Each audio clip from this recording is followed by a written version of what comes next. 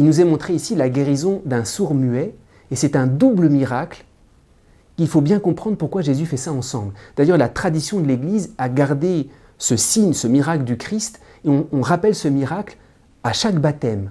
Ça fait partie du rituel du baptême, où le prêtre met ses mains dans les oreilles, touche la bouche de l'enfant pour lui dire « Ephata », c'est-à-dire « ouvre-toi ». Alors, ce miracle si important implique ces deux aspects. D'abord, il y a l'écoute de la parole, et c'est très impressionnant, la première parole que cet homme a entendue, c'est Jésus qui lui a dit « Ouvre-toi ». Jésus ne lui donne pas seulement cette capacité, il lui délie la langue et lui permet de lui parler et de lui répondre. De la même manière que cet homme, la première vraie parole qu'il a entendue, c'est la parole de Jésus. Le premier à qui il a pu parler, c'est Jésus lui-même. Alors c'est vrai, cet homme, sa langue a été déliée pour qu'il proclame la parole de Dieu à tout le monde. Mais avant toute chose, pour qu'il puisse parler à Jésus, seul à seul. Et c'est ça qui est impressionnant. Il n'y a plus d'intermédiaire.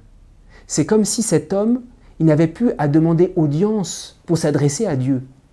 Il peut lui parler face à face, directement. Et c'est pour ça que cet évangile est au cœur de la conversion, au cœur du baptême, dans notre vie spirituelle.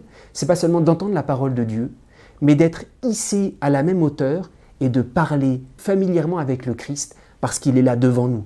Et c'est le sens de ce miracle qui est vrai pour chacun d'entre nous. Non seulement tu peux entendre sa parole, il t'appelle en te disant « ouvre-toi », mais toi tu peux lui parler familièrement. C'est le premier, en te guérissant, à qui tu peux parler, à qui tu peux tout dire.